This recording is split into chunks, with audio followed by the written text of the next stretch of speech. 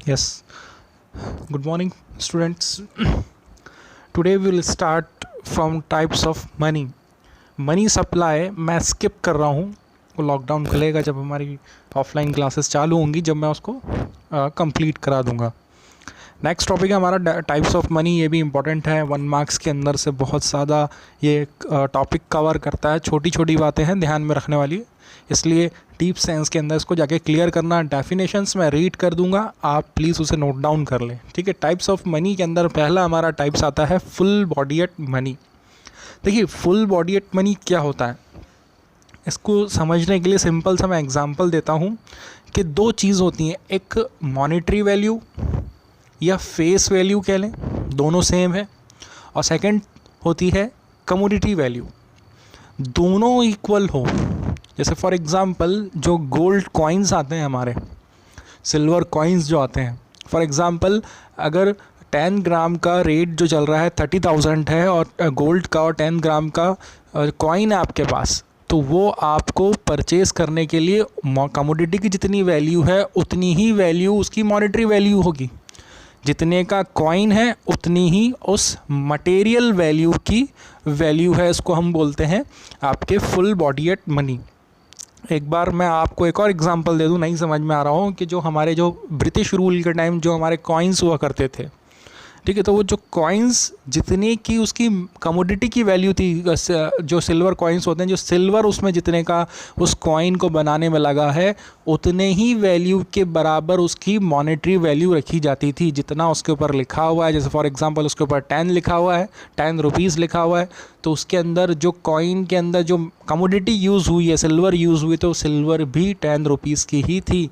तो face value या monetary value equals to commodity value, उन कॉइन्स को, उन मनी को हम फुल बॉडीएट मनी कहते हैं। या सेकंड है हमारा representative full bodied money. Representative full bodied money, representative full bodied money के अंदर यहाँ आपको एक थोड़ा सा एक चीज़ का ध्यान रखना है। It refers to the money which is usually made of paper, ठीक है जी। जितने भी हमारे जो लीगल टेंडर मनी हैं वो सारे हमारे representative full bodied money. Legal tender money मतलब जो आपके नोट्स हैं, 500 रुपये का नोट, 100 रुपये का नोट, ये सारे आपके लीगल टेंडर मनी हैं। आपने ध्यान दिया होगा 2016 के अंदर 8 नवंबर रात 8:30 बजे जब हमारे प्राइम मिनिस्टर साहब आए थे लाइव, और उन्होंने कहा था कि आज से 500 और 1000 रुपये के नोट लीगल टेंडर नहीं रहेंगे। लीगल टेंडर नहीं रहेंगे मतलब इस पर सरकार ने इसको जो अप्रूवल दिया था वो अप्रूवल उसने हटा ली, इसीलिए उसको बोलते हैं कि ये लीगल टेंडर मनी है जो गवर्नमेंट ने अप्रूव्ड करके रखा है। Nobody can refuse to accept, कोई भी उसे लेने से इनकार नहीं कर सकता। वो सारी हमारी क्या है, full representative full bodied money, ठीक। इसके दो टाइप्स होते हैं, कन्वर्टेबल और इनकन्वर्टेबल।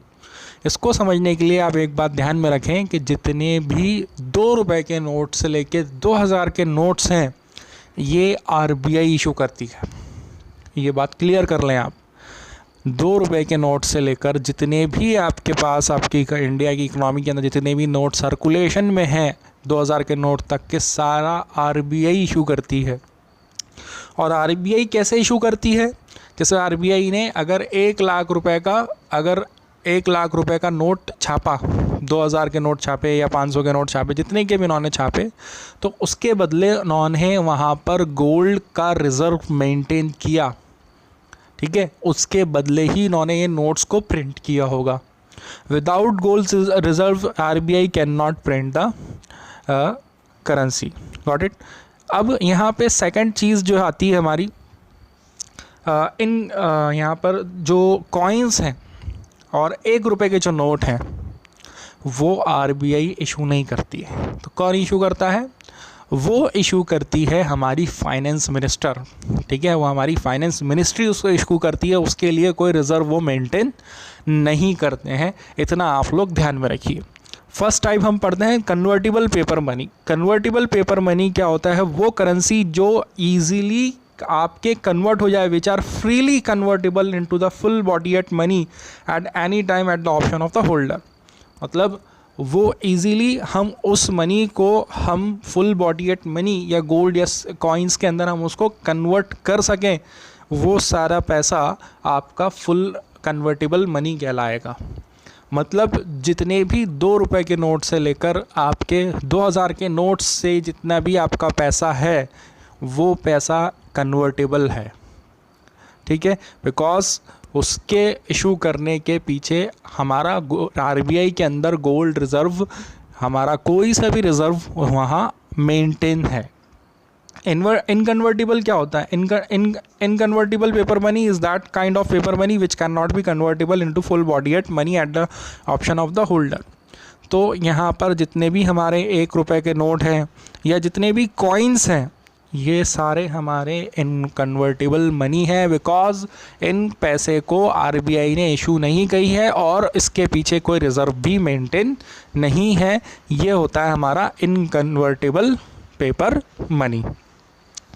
नाउ नेक्स्ट थर्ड जो आपका ऑप्शन है क्रेडिट मनी का। Credit money is a third type of money. यहाँ पे आपको ये ध्यान देना है कि क्रेडिट मनी और फुल बॉडीएट मनी में क्या डिफरेंस है।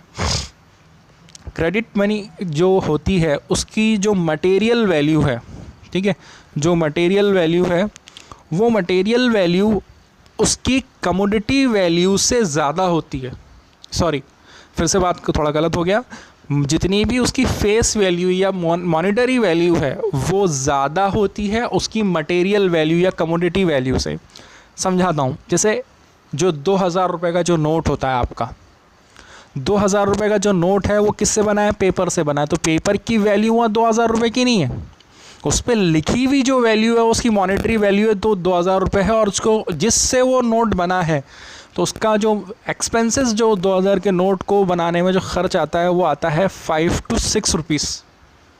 उसका जो भी एक्सपेंस आपका जो मटेरियल की जो वैल्यू होगी वो नियर अबाउट 5 to 6 रुपीज़ की होगी। तो वो पैसा जिसकी मॉनेटरी वैल्यू ज़्यादा है उसकी मटेरियल वैल्यू से या उसकी कमोडिटी वैल्यू से, वो पैसा आपका क्रेडिट मनी कहलाएगा। Got it? पहले ब्रिटिश रूल के टाइम्स कॉइन्स भी आपके फुल बॉडीएट मनी कहलाते थे, लेकिन नाउ-अ-डेज़ अब वो जितने भी कॉइन्स हैं वो फुल बॉडीएट मनी में नहीं आते, क्योंकि क्या होता है कि कुछ लोग उसको, जैसे कॉइन्स हैं, आपने देखा होगा पहले 10 पैसा 20 पैसा आता था, 1 रुपया 50 पैसे 25 पैसे सबके कॉइन्स आते थे। तो कुछ लोग उसको पिघला कर उसको मेल्ट करके उसकी जो कमोडिटी की वैल्यू आती थी वो मॉनेटरी वैल्यू से ज़्यादा होती थी, तो वो क्या करते थे, उसको बेच देते थे। तो अब गवर्नमेंट ने क्या किया है कि जितने भी कॉइन्स आप देंगे 10 रुपीज़ का कॉइन, उसकी जो मटेरियल बना है वो जिस चीज़ से बना उसकी वैल्यू 10 रुपीज़ नहीं होने की, लेकिन हाँ उसकी मॉनेटरी वैल्यू 10 रुपीज़, सिक्के के ऊपर लिखा होगा 10 रुपये, लेकिन वो जिस मेटल से बना है उस मेटल की वैल्यू 10 रुपये से कम होगी। That is called credit money. इसके अंदर टाइप्स आ गए, टाइप्स देख लीजिए। इसमें क्या है? टोकन कॉइन्स हैं। टोकन कॉइन्स आप समझ सकते हैं क्या होता है। These refer to the small coins of various denominations, जैसे कि 10 रुपये 5 रुपये 2 रुपये 1 रुपये, अभी हमारे मार्केट में चल रहा है 50 पैसे, और वो सब तो बंद ही हो गए। जितने भी कॉइन्स हैं वो सब टोकन कॉइन्स के अंदर आ गए। नेक्स्ट वन, इसके अंदर रिप्रेजेंटेटिव टोकन कॉइन्स क्या होते हैं? It is 100% backed and is fully redeemable in some commodity such as gold और सिल्वर। ये सारी हमारी आपके रिप्रेजेंटेटिव टोकन मनी, मतलब उसको रिप्रेजेंट कर रही है कि हाँ ये आपको गारंटी दे रहा है कि ये पैसा आपको मिल जाएगा। It is generally in the form of paper and market value of what is actually offered is less than the value printed on paper notes। तो यहाँ आप कह सकते हैं कि जैसे चेक्स वगैरह आ गए, तो यहाँ पर वो सब, जैसे चेक 10,000 रुपये का चेक आपको मिला, तो वो जो चेक का जो पेपर है वो 10,000 रुपये का तो नहीं होगा, लेकिन हाँ वो आपका रिप्रेजेंटेटिव है, वो उतना पैसा आपको दिला सकते हैं। नेक्स्ट वन है circulating promissory notes issued by the central bank. जितने भी आपके नोट्स वगैरह हैं वो सब आपके क्रेडिट मनी का एक टाइप है, जिसको हम circulating promissory notes issued by the central bank के अंदर देखते हैं। Demand deposits in the bank, हाँ ये ज़रा समझ लीजिए डिमांड डिपॉजिट्स क्या होता है। डिमांड डिपॉजिट वो होता है कि जितना जो पैसा आपके करंट अकाउंट के अंदर है वो पैसे को हम डिमांड डिपॉजिट बोलते हैं, या हम ऐसा समझ लीजिए कि करंट अकाउंट ही आपका डिमांड डिपॉजिट अकाउंट कहलाता है। डिमांड डिपॉजिट ऑन डिमांड, इस तरह से हम कह सकते हैं उसको कि जितना भी करंट अकाउंट के अंदर आपका पैसा है वो सारा पैसा आपका डिमांड डिपॉजिट कहलाएगा, और वो भी as a part of the credit money. Clear हुआ बेटा? ये छोटा सा टॉपिक था, इसको ऑब्जेक्टिव्स के लिए आप देख लें, इसको नोट्स वगैरह देख लें। ये आपके बुक के अंदर पीछे आपके चैप्टर के पावर बूस्टर के अंदर ये टॉपिक दिया हुआ है, ये काम का है, ये आपके सिलेबस में है टॉपिक, इसको पावर बूस्टर में दिया हुआ था। इसका मतलब ये नहीं कि हमारे सिलेबस में नहीं है, इसको तैयार कर लें। 5.14 मेरी बुक का पेज नंबर है संदीप गर्ग के अंदर, आप देख लें आपका कहाँ पर ये मिलेगा। ठीक है, नेक्स्ट वीडियो में क्लियर करूँगा, थोड़ी तबीयत ठीक नहीं चल रही है, जल्द से जल्द मैं अपलोड करूँगा। अब बैंकिंग के ऊपर जाएगा और कोई वीडियोस प्रॉपरली देख नहीं रहा है, ठीक है, मैं रिपीट नहीं करने का मैं फिर से आपको कह रहा हूँ। Okay, thank you.